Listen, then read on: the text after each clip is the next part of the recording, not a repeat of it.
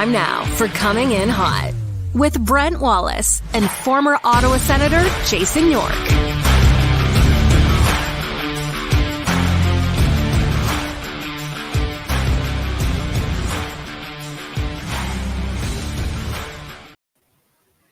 Good morning. You get the last sip of coffee into you, Yorkie? Oh, just ran to the coffee machine and timed it perfectly, and I'm back. Welcome to the show, everybody. Brent Wallace alongside Jason York.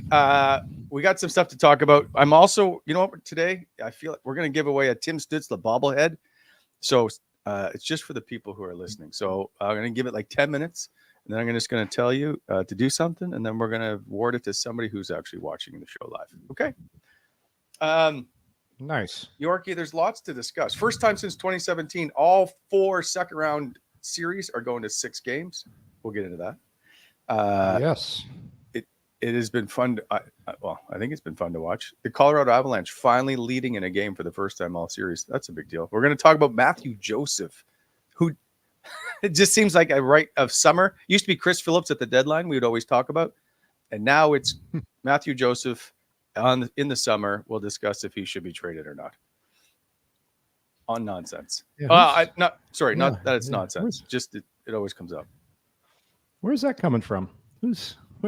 Where is that? Who's saying all this Mathieu Joseph stuff? People just like to start stuff sometimes. Yeah. So, but it is all right. So it is an interesting debate. He makes 2.9 million, 2.95, I think. Mm-hmm.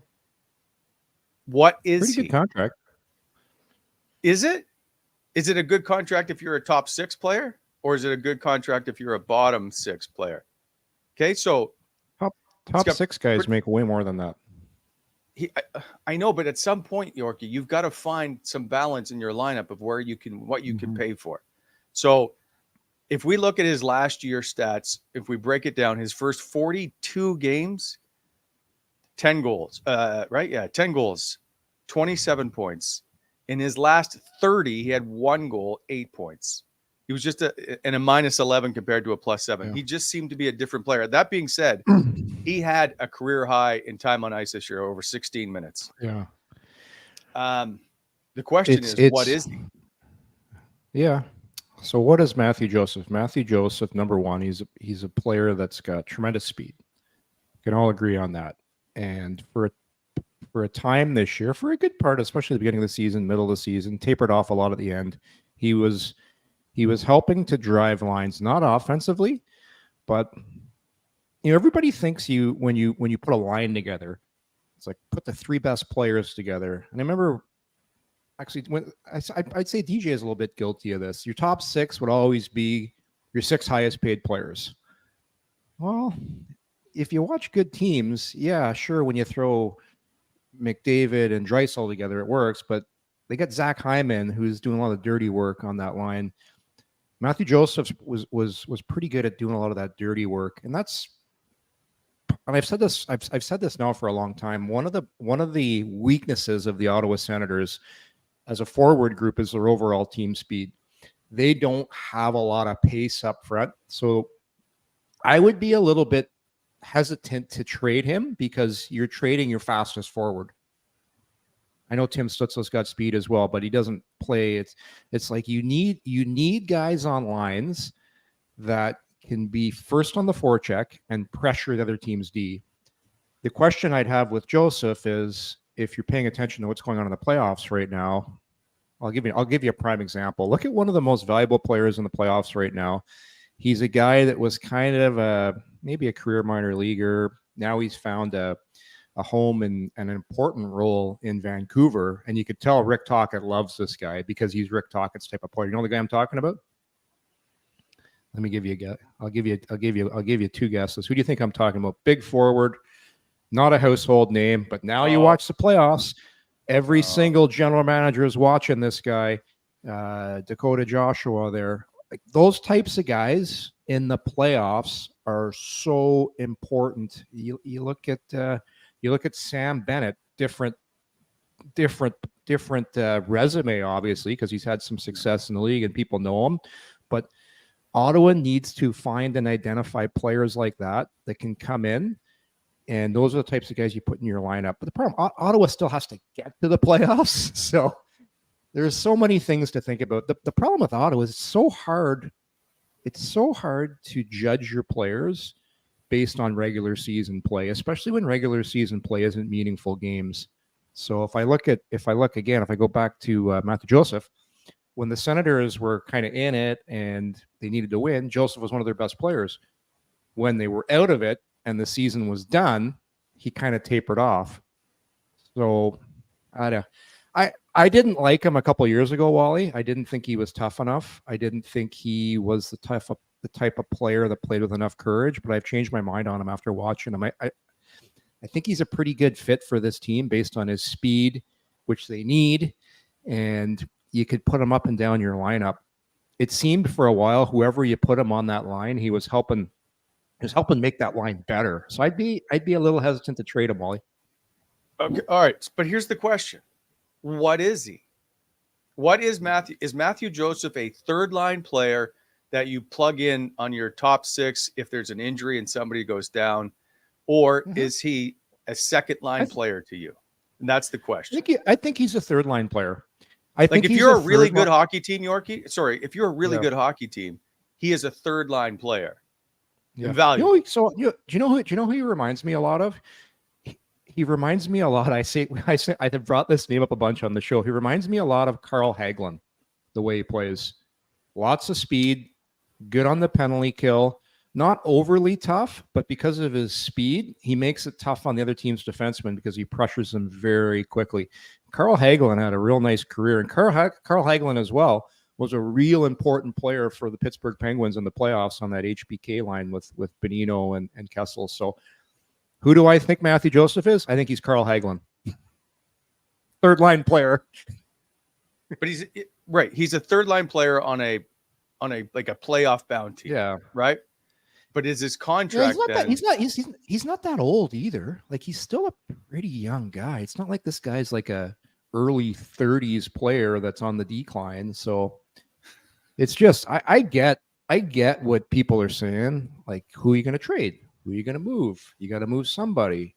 I would tread a little cautiously on that one because speed is really important in today's game, and Ottawa doesn't have enough of it, as far as I'm concerned. 27 years old.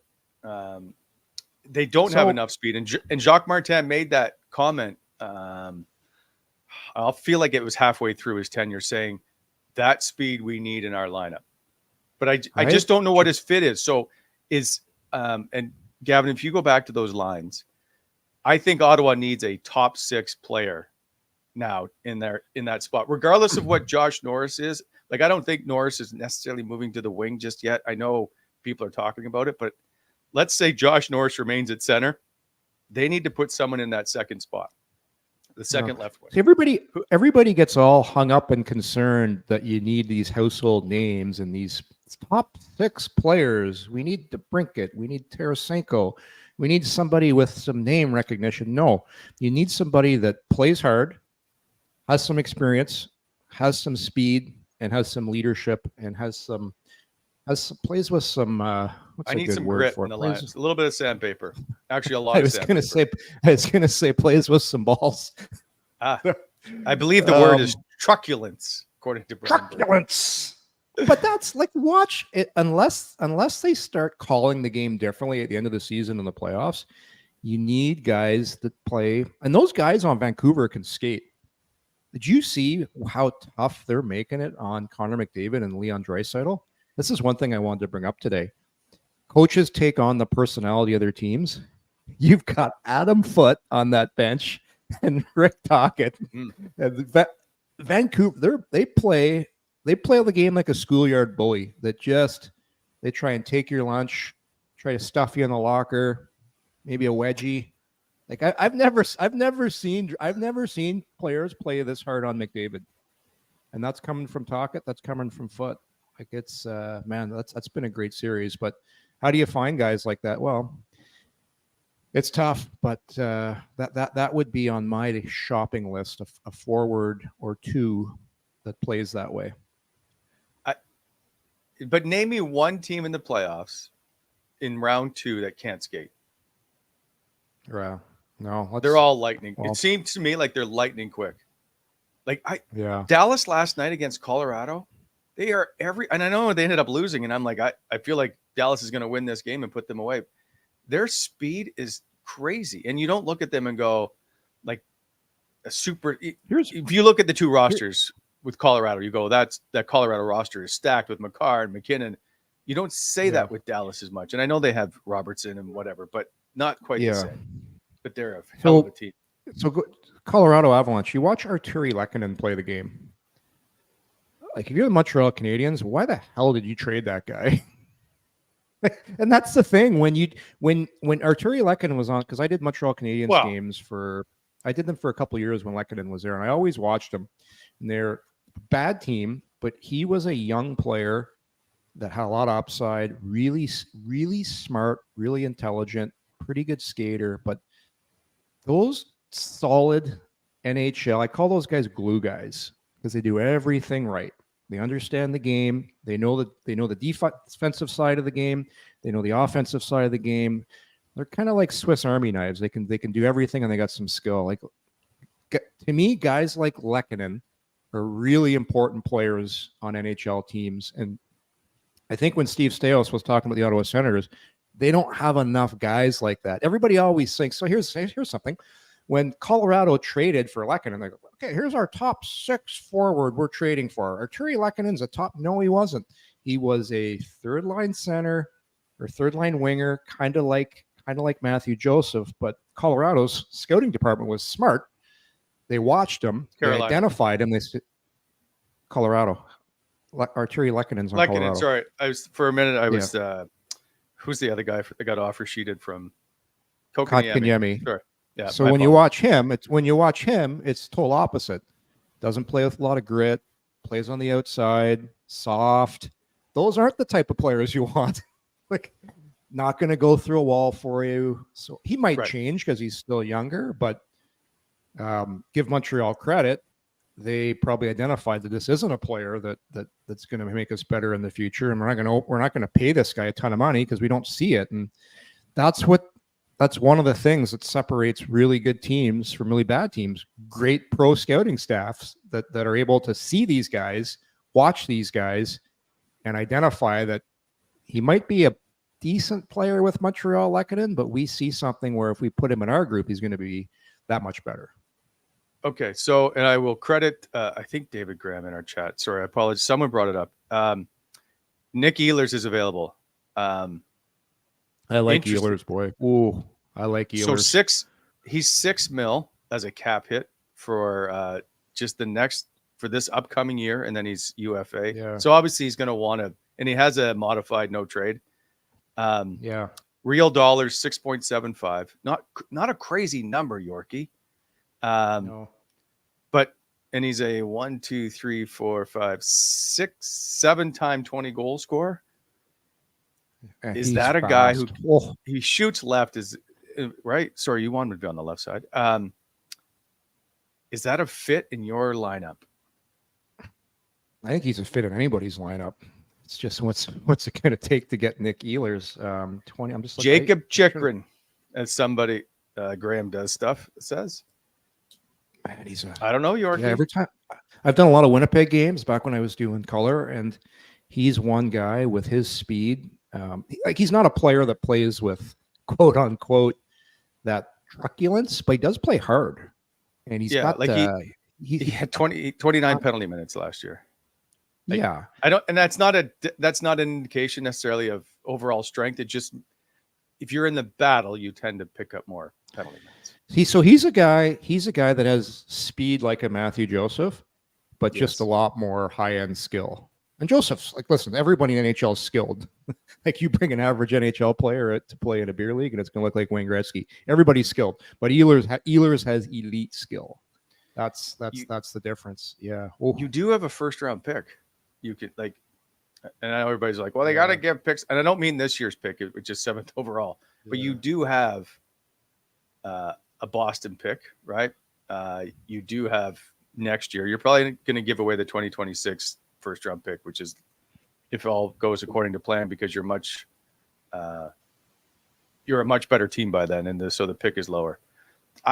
I'm a Nick Ehlers fan. Yeah, I would do this. Yeah, somehow if you could figure it out.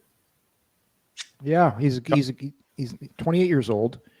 The only thing is the speed element I love, but do they need more goal scoring? Is like I just look at the mistakes they've made in the past where they're maybe that money is better spent on, well, not maybe, it is better well spent on, because it's going to take a lot of money on a really good right shot defenseman, because I'm not looking at the cap right now and how much room there is, but you got to pay a lot for a good right shot defenseman. And I would prioritize that higher than a goal scoring winger.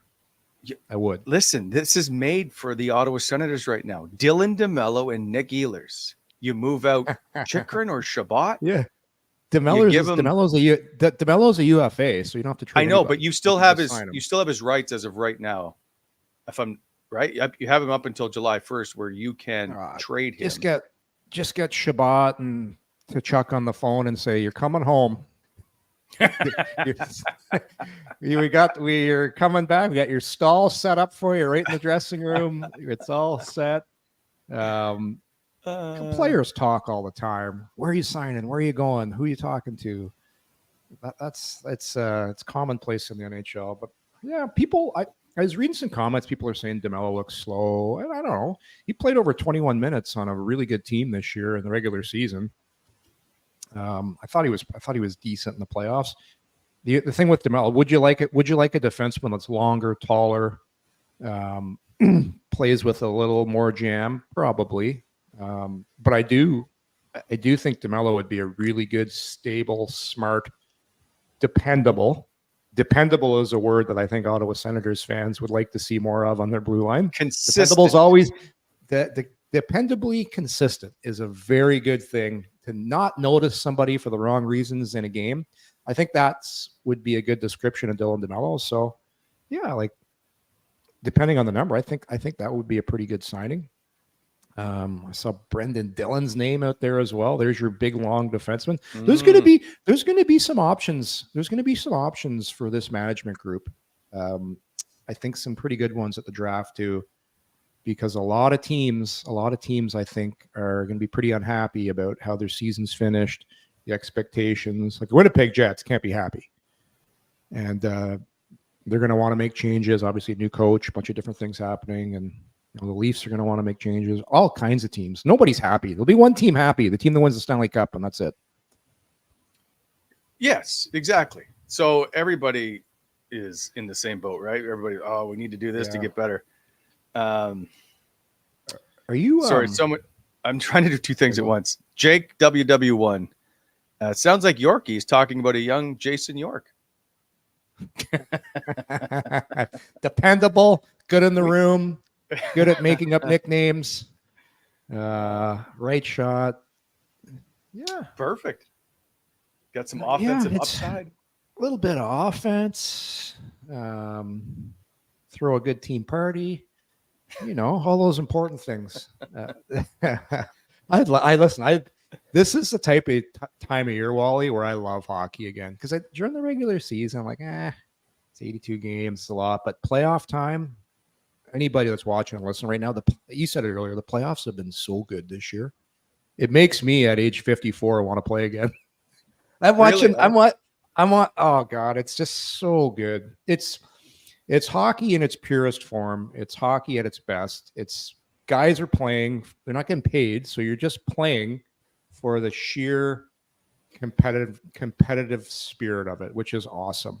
Which is just what you grew up playing on the pond, playing on the outdoor rink. You're just playing. You're playing because you want to beat the guy across the ice from you. And obviously, when you do well in the playoffs too, the better you are, the better your career is going to turn out. The more money you're going to make. You don't get paid. It's funny. You don't get paid, but you do get paid. Because if you become a good playoff player, you're going to get paid. Okay, but just so people who may not know this, you do get bonus money through the playoffs. And don't come to me and go, well, it's not very much. That's fine. But to the average person who loves the hockey, it's a lot of money. Still money in the bank. Yeah. For Connor McDavid, it's not a lot of money. But for I know, but you keep saying they're playing because they don't get paid. You know what? They're not going home going, man, I wish we could get paid this week. Well, you didn't listen to what I said. They also they're the better you play in the playoffs, the more you're eventually going to get paid. I understand that. I just want there is bonus that's, money that's getting. Listen, when a guy's on the ice and he's lined up for a face-off, and let's say I'm on the ice and I'm lined up and I'm Evander Kane's across me, I'm looking at Kane. I'm like, shit, I want to be better than this guy because I want to get paid. That's not your mindset. It's like, I'm gonna make sure this shift I beat this guy, and I'm gonna do whatever I can to win and help my team. I just love this time of year because you guys just play so hard. Like watching Leon Draisaitl right now. That guy he's the best player in the world right now. If you watch the playoffs, if I had a vote for Conn Smythe, it would be Draisaitl. The guy's playing hurt. He's got like 4 Vancouver Canucks on his back every shift. He's getting whacked. He's getting hacked. He's giving it. He's taking it. He's scoring. He's chirping. He's doing everything. So I love seeing performances like that. And every year in the playoffs, we see players put on extraordinary performances. Like look at there's all kinds of great stories. You can look at every team. Look at the goaltending of Boston. Look at Shesterkin. Look how many people knew about Vincent Trocheck, how good he was. But another playoff warrior. Like I love guys like that don't get a lot of fanfare during their career, but when you watch it, when hockey's played at its toughest, you see who the best players are. That's what I love about the playoffs. So small, quick Vincent Trocheck story, how I always remember him. And I don't know if you remember this. He snapped his leg in Ottawa. And he's playing for that's right. Right? Playing for Florida. And it was the loudest yell I've ever heard in the building. That's how I remember. Yeah. But hell of a player. And you didn't like the Ranger team. Have you started to change your mind? But you know why? It's because of guys like Vincent Trocheck. Because you watch how hard Lafreniere is. Barclay Goodrow. So here's the thing. If it was the old New York Rangers where they just tried to outskill you with Zebad and Panarin, they're not going to win. But now they've surrounded Zebad and Panarin with Vincent Trocheck. Lafreniere is older, wiser, stronger, meaner. Their defense, Miller's a horseback. Adam Fox is so smart. Trouba's huge. Who's the other guy they got back there? Miller? Swedish. Yeah, no, Miller's a couple other guys. I'm forgetting their names, but they're a very hard group to play against. And listen, they got Shesterkin. So when, look at the teams left right now, and look how their goaltenders are playing. Shesterkin. The only reason Boston's still in the playoffs right now is because of Swayman. Like, come on, this guy's been unreal.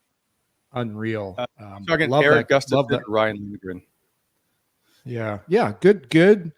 Good, solid, unheralded group that just gets the job done. But yeah, no, I've changed on New York. They're way tougher to play against. Yep. And their goaltending is Jesus, all world. Okay, so I told you at the start of the show we would do a giveaway. So the only way to do this is to have the DM of the show or to Twitter it. So you can either go on Instagram if that makes it easier if you don't have Twitter, or you can use oh my Lord, what's the other Twitter? TikTok? Threads. TikTok? No, Threads. So DM the show. All you have to do, no, sorry, you don't have to even DM the show. Just tweet out, I'm coming in hot. Hashtag I'm coming in hot. I'll search it. I will timestamp it. And so it's got to be before 10 a.m. And then I will deal out a winner. Okay, deal? Does that work? Tim Stutz the bobblehead right there. Okay, from the Wally it's collection. A Timmy bobblehead too. How do I get in on this? I want one of those. Can't. Friends and family of the show are not eligible to participate. Get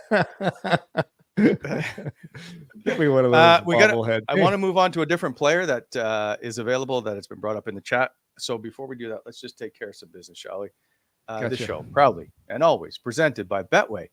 Bet your way with Betway, the official sports book of the National Hockey League.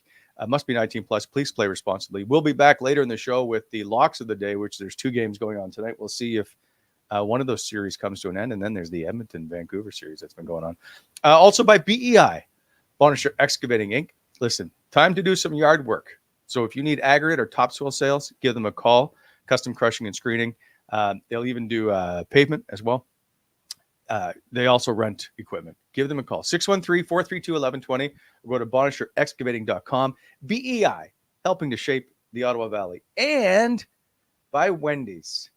Frozen pucks are awesome, Yorkie, when they're in the back of the other guy's net. But that doesn't mean you want to eat one.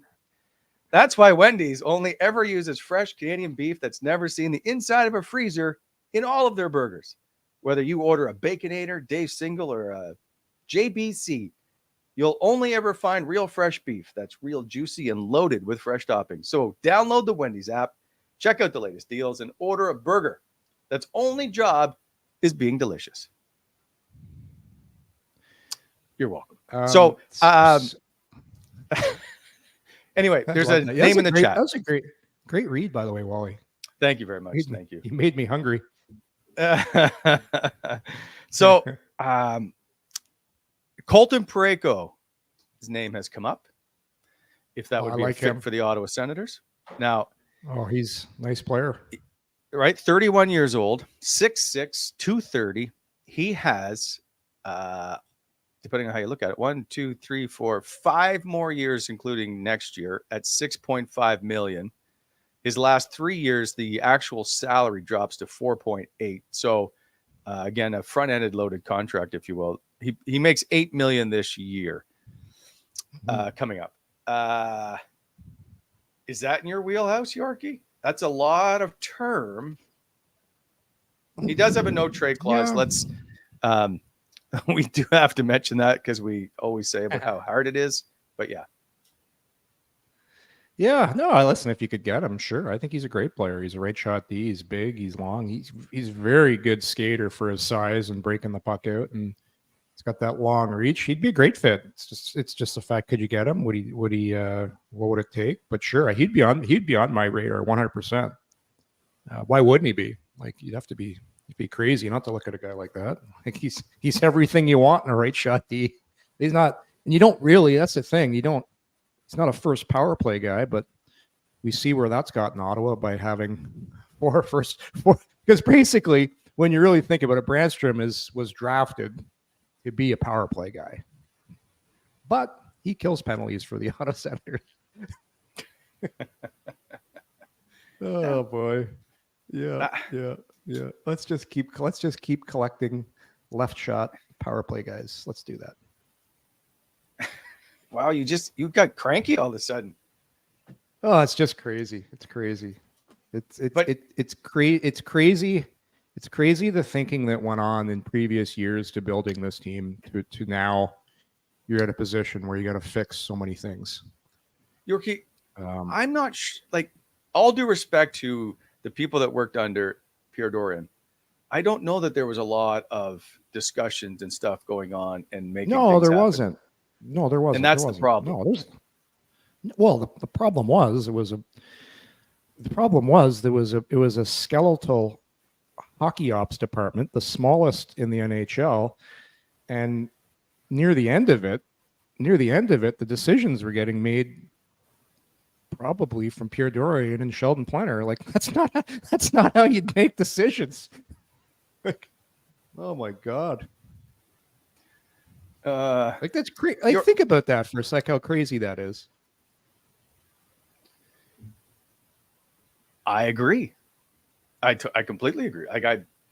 It was just a lot of stuff was going on that shouldn't have really happened. Anyway. Yeah, but anyhow, you move forward, move onward. Yeah. So yeah, back to Colton Parayko. Yeah. What else do you want to know?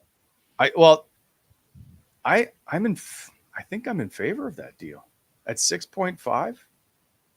Not really not crazy priced. Yeah. Only issue is he going to be this good in 5 years at 36? Probably not. Who is? But his numbers are really, but his actual dollars are lower. So you could always trade him for teams that want to buy cap space. I mean, he does have a no trade. Like, I understand that there's always seems to be like a no trade clause. Cap's going up too. Cap's going up. Yeah, I'm really interested to see how quickly Tyler Clevin develops as a player, how long that's going to take for him to mature. Because when you really think about it, that's the role that needs to be addressed with the Ottawa Senators blue line. A big, strong, hard to play against guy that can defend. And those guys are sprinkled across the playoffs on the teams right now in the NHL. And when you look at Ottawa's glaring hole, like, yeah, we talked about Nick Ehlers, we talked about top six forwards, but they really need to address that on the blue line. Right shot, a good, solid defenseman and he doesn't have to be like a killer, but just a guy that plays smart, plays the right way, and is tough to play against. That, to me, that is number one on the shopping list if I'm looking at the Ottawa Senators. But hey, there's probably 30 other teams that are looking at the same thing. Sure. So that's the tough thing about it, right? So, yeah, no, I like Parayko a lot. It's if they're willing to trade him,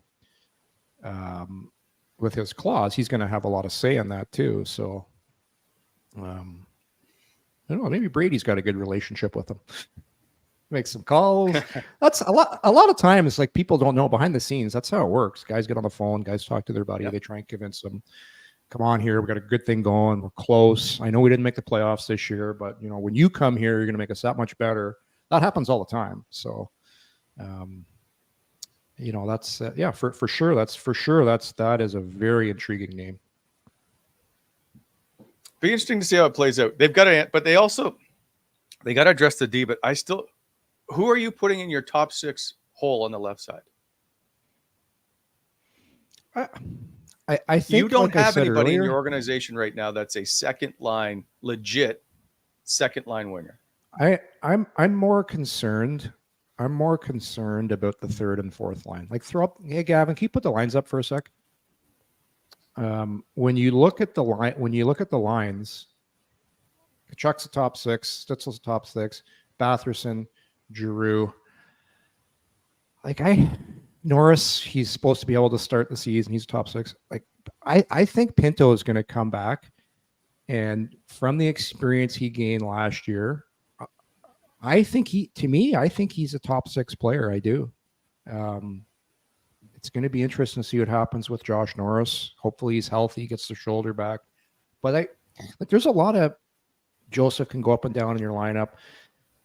To me, it doesn't have to be, like I said earlier, a guy that you signed because he got 30 goals or this guy did this. Sometimes it's better to just have a guy that's just plays hard and plays smart and is really dependable.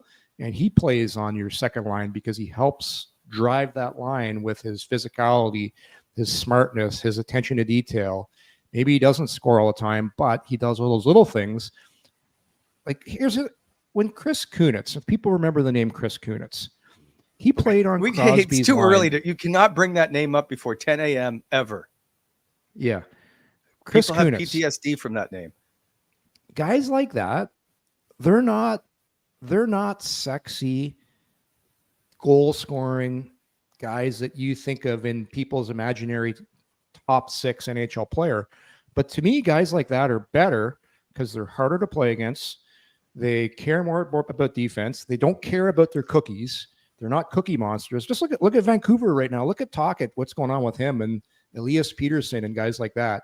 He's had it with guys because they don't play hard enough. You need guys that play hard. You don't need cookie monster top six guys. You need guys, and that's what Ottawa needs. No more cookie monsters, guys that play hard, guys that don't care about the points. And usually that's an older, not too old, but you can find a guy a little bit older that is an NHL player that plays hard and is a team first guy where he'd rather score 15 to 25 goals and be on a winning team than be a cookie monster, get his 30 and miss the playoffs. Like, that's Ottawa needs to get away from that. Like, guys, like they should be at the point where points are secondary, winning is first and most important. Is that a coaching thing or is that just a player thing? Can It's a Travis team- Green? it's a- My point is, can Travis Green turn you from a Cookie Monster into a legit player?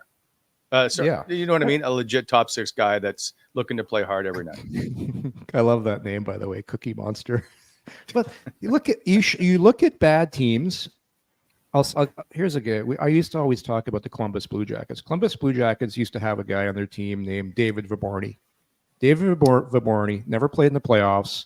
He was a top 6 forward, got his cookies, got his points, never made the playoffs, made a lot of money. And now that was it. Like, those are the types of guys. Nothing against David Viborny. He was a decent player, but you need guys that will do anything it takes to win. Where, remember Travis Green's press conference, he's talking about guys that'll play for the crest, play for the team, play for your teammate. Points are secondary. And that's, people have to get this out of their idea of top 6 points. Like DeBrincat, you don't need a DeBrincat. You don't need that. You need a guy that plays the game differently, plays the game harder, and plays the game because all he cares about is winning. He doesn't care if he gets his 40 goals. He'd rather win than get his 40. Look at Toronto, for example. The city was so hell-bent on Matthews getting his 70 goals. Like, think the Boston Bruins were thinking about points after they beat Toronto? So we're not getting Mitch Marner. Is that what you're telling me? But that's the problem. It's like everyone's so hell-bent on stats and points and goals. Watch the playoffs. At the end of the day, Vegas Golden Knights won the cup last year. There wasn't a Cookie Monster to be had on that team. Find me one Cookie Monster on that last year Vegas team. Not one. Not one. Look how Dallas is playing right now. You need Jake DeBrusk. He's not a cookie. DeBrusk.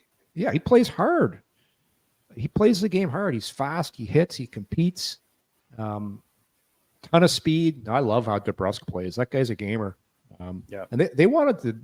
He had some issues there a couple of years ago. I think it might have been with Laviolette. They were some issues, but hey, watched a lot of that Boston series. Man, that guy plays the game hard. And I will say, Peter Lowe did bring up some names out of Vegas, because Vegas they always seem to have, they're going to have to move some cap space, and they also have some pending UFAs. There might be some guys in there to take a look at, but I'm not sure who the answer is. They know how to play hard. That's for sure. Yeah. And to what you said earlier, Wally, that's going to be part of Travis Green's. That's going to be part of his philosophy in trying to mold the identity of this team. He's going to try and make this team into a team everybody thought this team was going to be 2 years ago, a team that's very tough to play against, makes it hard every night, and has an identity. Because I think last year, it's safe to say this team, for long periods of time, had no identity. It had no identity. And that's something, I guarantee you, they'll have some kind of T-shirt or whatever, and they'll say, this is what we are as the Ottawa Senators, and you'll see some team building and of what they want to get to. And that'll be heavily worked on in training camp of deciding and then putting forth a plan of how they're going to play and forming a real team identity. Well, okay, you know what we need to do? We need to figure out what Travis Green's ultimate training camp outing would be. Oh, yeah? You know how Jacques used to go? You went to Charlevoix. You did Banff. Oh, by the way, we'll have this ready for you all the time now, Yorkie. Who's the ultimate Cookie Monster? Well, it's Austin Matthews. He got the most goals this year. He is. There you go. So, I want to know, like, what's Travis going to do? Is he going to CFB Petawawa? They're going to sleep in tents.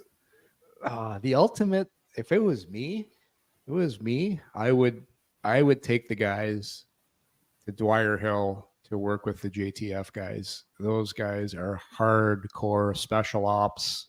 A day with the boys there would set the tone for the year, because those guys love hockey. They love hockey. They're hardcore. They've got great core values about team first and unit and everything. That's just, I would do something like that. I'll tell you funny. Barry Trotz, when I was with Nashville, speaking of team bonding outings, Barry brought us. We started the season off. Our first game was against Florida, so we went to Florida in September. Had training, did 5 days there, and we went to a. It wasn't an army base. It was like a. How do I describe this place? The whole team went there, and we had to go through these high-end obstacle courses. And you needed your teammates to help you get, like, you had to go on this apparatus and climb on your hands and legs over. It's like a mud run, but yeah. Right? We did that, and it was really tough. We did a bunch of different activities, events, and you were put in the teams. You competed against each other, and we did that. And I think I told you this story. Also, for that week in Florida too, we had each player was in a group of 5. And we each had our own minivan, and we drove around in Florida in these minivans for the week. That's the story when we stole the coaches. We stole the coaches' seats out of their minivan. Yeah. 2 guys at practice took the seats out. Yeah, that was so funny. The coach Barry comes back to the hotel. He's got no seats in his minivan. It was hilarious. But little outings like that where you get the team together and you focus and it's really good for your group. Perry Pern was a master at those too, Wally, who was Jacques' old assistant coach. I got to get him on. Yeah. Perry has some great stories of stuff we used to do with the Senators. Like, here's an example. We went up to Tremblant once and we played soccer, but we played blindfolded soccer. So basically we played. It doesn't sound very safe. And you were blindfolded, and you had a partner who was beside you, and you had to rely on your partner to tell you where to go. He's like, ball's over there. Okay, there's a guy over there. Kick it over there. And you had to rely on everything he told you to help you play soccer. It was crazy. I've never played blindfolded soccer in my life. And then we had to do a maze through the hotel we were staying in, going through these obstacles and everything to find, I don't know, a prize at the end. And again, you were blindfolded. Trust your partner to lead you and 3 steps forward. Now turn right. Down the stairs, you're going, okay, now you got to go through this hallway. And you had to listen and trust your partner. Stuff like that. Perry was, I could go on forever. Perry had a list of stuff. Well, it was crazy. Some stuff would drive the guy nuts. But then as you got older, you're like, oh, that was pretty good. I understand what he's trying to do there. Like, he was teaching trust, teaching teamwork, teaching how to, all the things that involve being a good teammate. Now we got to get Perry on the show for sure. Okay. I have an issue of if a young Chris Neal is on the team of playing against a Chris Neal blindfolded. Yeah, probably wouldn't be fun. No. Anyway. All right. We'll move on, but quickly about the JTF. So Brad Snopley, a friend of mine who plays or played for the Ottawa Red Blacks, he said there was a meet that football players have meetings in different rooms, right? They have the defensive ends over here and the line. Anyway, there's like 6 or 7 meetings going on. The JTF crawled through the vents and through the, like, all of a sudden they just out of nowhere dropped from the ceiling into these meetings. and Brad's like, suddenly I'm under the table cowering. He's like, they were terrified. It was so good. Anyway, they had a full day of bonding with the JTF guys. The best thing stories like that. The best thing I saw was the JTF guys have these German Shepherds. They're highly trained, highly skilled dogs that they take with them when they go on assignments. And guy comes out in the field. They're like, watch this. The guy's got the big, like, Michelin tire suit on with all the, so he's protected, and he's standing there like this, and they give the dog the command. The dog sprints at the guy, and he's right on the guy's arm, and it's not letting go. And I'm like, wow, I would not want to be on the wrong side of this German Shepherd. Then these dogs, Wally, they could scale. I'm trying to remember how high this wall was. Probably like a 20-foot wall, like bam, up the wall, climb over it, jump over the wall, go through this obstacle course. It's absolutely amazing what these dogs can do. I hear they jump out of helicopters and they go on missions, and they're backpacks. just fantastic animals. Yeah. I can't get my dog to move off the dirt and the grass. Like, she just wants to lay down in the dirt. Like, could you just move over to the grass? That's all I'm asking. My dog is heavily treat motivated. I just and the nice thing about my golden doodle is She still she still thinks the little Crunchios are like high-end treats. My dog thinks an ice cube is a treat. Like if I'm at the ice machine, if I'm making a drink, she hears the machine and appears at the fridge and looks at me. I got to give her an ice cube. I'm ice cream for mine. So if I take a little small pack or whatever it is of Haagen-Dazs, what do we call those things that they're in a little tub? Yeah.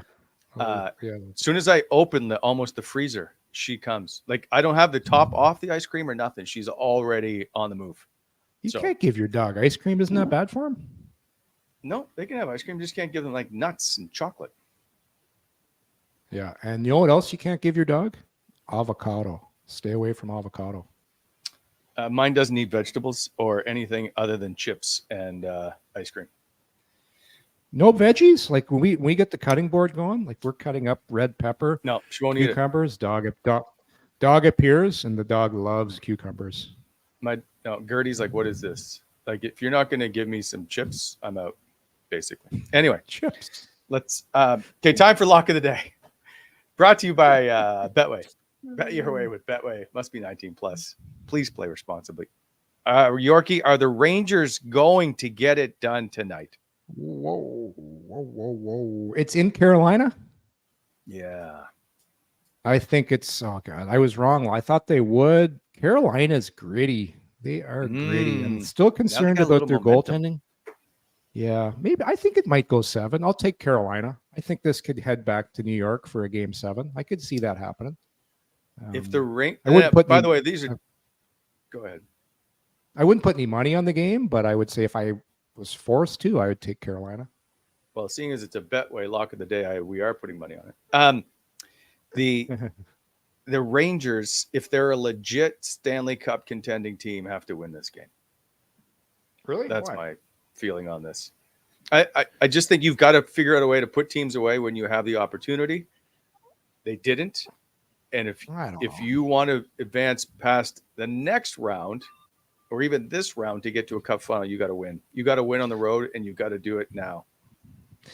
I think Carolina, a lot of people picked to be Stanley Cup finalists. This is a really tough out for if they don't have any holes in their D and their forwards. The edge in goaltending obviously goes to New York, but I think if they go 7 and they beat them, it'll go a long way. It'll be a good test, and if New York wins, it'll serve them well moving forward. Okay. So you're taking Carolina tonight? Yeah, I'll take Carolina. What are you taking? The Rangers. Okay. Without question. At plus 125. All right. Edmonton, Vancouver. In a series that's been fairly boring and not much has happened, it'd be good to get this one over with. What? That's been the best series. It's crazy. I know. It's really good. It's some great hockey. Even if Rick Tocchet's not happy with his team, it's been really good. How could he not be happy? I think Vancouver is giving Edmonton so much trouble. They're so tough to play against. Their D is playing like a bunch of Adam Foots back there. They're just miserable, hard to play against guys, and you can tell though you can really tell though the type of player Tocchet likes. He does not like Elias Pettersson as a hockey player, and he does not like him. And I think that's the only guy he's talking about, to be honest with you. It is. It's 100% him. Right? He can say, but I got like 6 guys in this room. No. You have one, and you're very clear who it is. It's fascinating because, man, there was a time when people were considering Pettersson as one of the top players in the game. Mm-hmm. And you watch this series, he's not even close to one of Tocchet's guys that he trusts. He loves JT Miller. He loves that little Lord Farquhar out there. Absolutely loves him.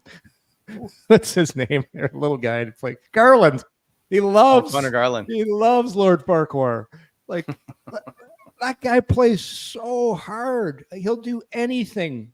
And why wouldn't you love him if you're a Rick Tocchet? The guy's stepping up. He's playing so hard against Draisaitl and McDavid, and that's what drives a guy like Tocchet nuts. He's seeing little Connor Garland go through a wall, Then he's watching Pedersen and say, like, what the fuck? Okay. Like, there has to be a chance that perhaps Pedersen is injured or hurt, I should say. hey, you don't think Leon Draisaitl's hurt?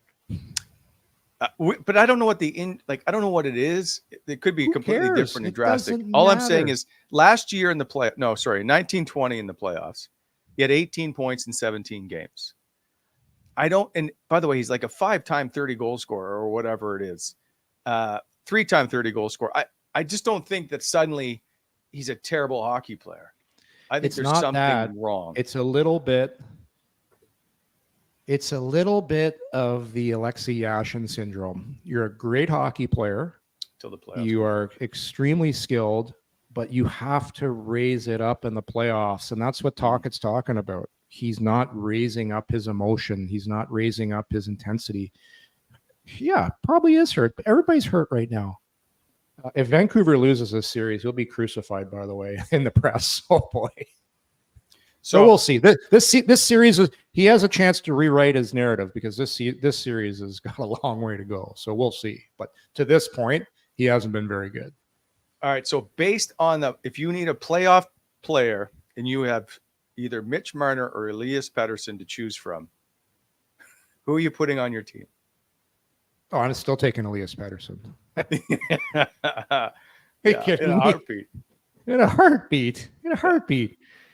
Like, I don't want guys on my bench whipping water bottles and taking sucks. And like, come on, there's just so much. Mitch Marner needs to get traded. Mitch Marner needs to go play for Rick Tocchet.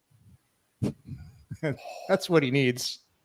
No, that's what he needs. Go play for Rick Tocchet. Or Torts. Yeah. Or Torts or Laviolette or any of these guys. Paul Maurice. But the question is, if Mitch Marner goes there, and I understand the contract, let's not get into his and no move, whatever all this stuff is he going to perform or just, and I don't know Mitch Marner very well. I've only interviewed him before right? Like, is he going to be the pouty guy that can't handle the rough coach and not perform? He needs to get out I don't know that those coaches will turn him around, kind of thing. He needs to get out of Toronto. It's toxic for him. It's toxic it's just, he needs to go somewhere with a axe to grind and prove everybody wrong. And I don't even care. I don't know him, but I'm just talking about as the player. That's what I would want if I was Marner. Get me somewhere and I'm going to prove to everybody what I'm all about. But who knows? Maybe he doesn't have that in him. I don't know. We'll see. I don't know him, but I just think coaches like that can get the best out of you. And, I remember when I was playing under Jacques, and Jacques would challenge me as a player. And at the time, why is this guy so hard on me? He's giving it to me. But then when you get older, you're like, man, he was only doing it because he wanted to push me and get the best out of me. You get a skilled player, Wally. You can't teach. Well, you can. You got to do it when you're young. You got to do all the stuff when you're young to get good. But all the stuff Marner and all these guys can do, if they would just play the game, like that's what made Sidney Crosby so good when they were winning those cups. That's what made Jonathan Toews so good. Patrice Bergeron. When you get a skilled player that takes on the mentality of a fourth line player, and you put those two things together, man, you can't beat a guy like that because he'll do whatever it takes to beat you, and he has the skill to back it up. Will will beat skill when skill doesn't work. But when skill works, and it works as hard as that guy that has the will, you're going to win. But that's what Toronto hasn't figured out. That's why they don't win. That's where you see Florida. That's where they excel. Well, look at, I talked about Leon Draisaitl. Look at Barkov. Skill, will. Well, he's got size. He's got everything with size, smarts, defensive acumen, world-class puck handling ability. That guy is so much better than some of the players that people think are the best players in the world that it's scary. Scary. He's exceptional talent. There's no question. All right. So who are you taking in tonight's game? Edmonton or Vancouver? Man, Game 5. in Vancouver. Yeah, very, very tough. Hearing whispers that Demko might be back soon. Oh, yes, I meant to bring this up. Yeah, This is an interest. Call this a conundrum, yeah. Yorkie, or is it? Yeah, Is there any question you don't go with Thatcher Demko? Well, he'll be not up to playoff speed right now to what's going on, and if it wasn't for the Shilos or whatever his name is, they wouldn't even like Edmonton should be up in this series right now, in my opinion. They've been out goaltended by the kid in Vancouver, so I wouldn't take him out. But they're in a conundrum because Demko is so good, so you kind of have to put him in. But right, I wouldn't bet. You know what? I could see Talkett leaving him in. I could. Yeah, I could see him. I think it's Demko. See him leaving him I in. think if you have a chance to have your best goalie, who is not going in unless he's ready. Like I just don't see that that doesn't make sense to me. If you have Greg Anderson waiting on the bench, you put him in. Boy. Yeah. Right? Yeah. Like, it's, you know what? Because when you really think about it, you shouldn't be making. It's not a move where you say, "Man, I'm not sure." No, he's a great goalie, so and he's your guy, so you should be. And it'll just be tough. And the kid has played so well. He's been exceptional. And you did call Pickard was going to play game 4. Well, come on. It was pretty easy to call. So, is the net now his? Yes. They're not taking him out tonight. If he shits the bed tonight, if he shits the bed tonight, they probably switch it up. But hey, how about Pickard's dad in the stands? Like after they tied the game up, he's like, no.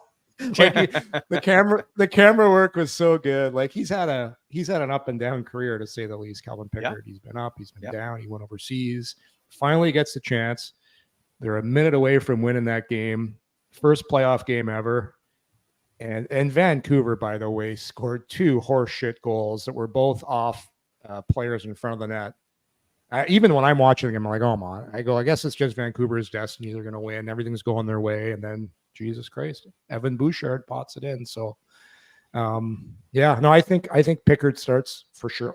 We know he starts tonight. It'll have to go completely sideways for him not to be in the next game either. By the way, Calvin Pickard from Moncton, New Brunswick, which is where my East Coast athlete hoodie is from, as I'm an East Coast athlete without question. Good friend of mine who runs a sports agency there, Brian Dubé from Grit Management, sent it to me. Speaking of Moncton, okay, wait. I got to get back to Moncton, but can you just give me your pick on the game, please, after the 15th minute? God, I'll take Vancouver. I think Vancouver is gonna. I don't know. Edmonton. I'll take Edmonton. Okay, I'm going goalie. I'll take Edmonton. Okay. Gardner McDougall at UNB, who's now he just wins. All he does is just wins. He's now headed to the Moncton Wildcats of the Q. Good. How long before he's in the National Hockey League? That's a question I have. Yeah, he's got a great track record at U Sports. The guy's he's a winning machine. If he keeps it up, probably not long. Probably gets a job as an assistant somewhere. Or who knows, if he wins in the Q, he'll probably get a head coaching job because his track record's been so good. It's been incredible. It's been incredible. I've been following that UNB program for quite some time because my son plays at Western now. I actually went down to UNB twice, Wally, and I did the sports that was covering the finals for U Sports. I got a chance to talk to Gardner, and I loved it. But I talked to Gardner and about his philosophy on coaching and stuff. What a nice man, but he does a great job with that program. Yeah, I could see him getting a shot at the pro level. All the guy does is win. Like that's all he does. But mind you, I will say this: the Maritime schools are at a huge advantage compared to the Ontario schools as far as the recruiting process goes. Like they have a lot easier time getting the top end junior A players. Financially, they can just offer way more to the players, and it gives them a huge advantage. So that helps quite a bit. Like you look at UNB's roster, it's all former captains of junior hockey teams. So you take They a all roster, play junior hockey. Yeah. not that, they're all the captains of their team or the best players. Yeah. So they're at a huge advantage, huge. But because they win, it also helps because they win, because they can give more money, and because they got a great coach, they recruit. So wait a sec. Oh, much better. How does a maritime school have more money to offer students if they're all playing under U Sport? Because they bring them down to the summer and say, come work our hockey camp and we're going to give you a bunch of money. They do that in Ontario. Yeah, but they don't give $20,000. So all I can tell you is that schools in Ottawa, they have athletes running summer camps to help cover. So this happens everywhere, Yorkie. You can't tell me that they're giving $20,000 there and $3,000 in Western. Yes, I can. Because when I got recruited to go to University of Prince Edward Island in 1990, they offered me a ton of money to go play there, and I wasn't getting offered money like that from the Ontario schools. Well, but that's on the Ontario school. That's not on, because they're not allowed. They're not allowed. They can only give so much money. The system is incredibly swayed towards the mayor. It's something to do too with the amount of athletic programs. Like each school's got so much money you can allocate towards scholarships and whatever. And the Ontario schools just have so many more students. There's only so much money you can give. So that helps as well. But listen, everybody knows it. The maritime schools have a huge advantage. Huge. Well, I disagree. As a UNB former alum. You can disagree all you want, but fine. It is what it is. It's a long weekend, so everybody enjoy. We will see you next week. We'll see how all this playoff series have played out by then. Anyway, until then, I'll look to line up Perry Pern for next week if we can do it. We'll talk soon. See you, Yorkie. Yeah, have a good weekend, everybody.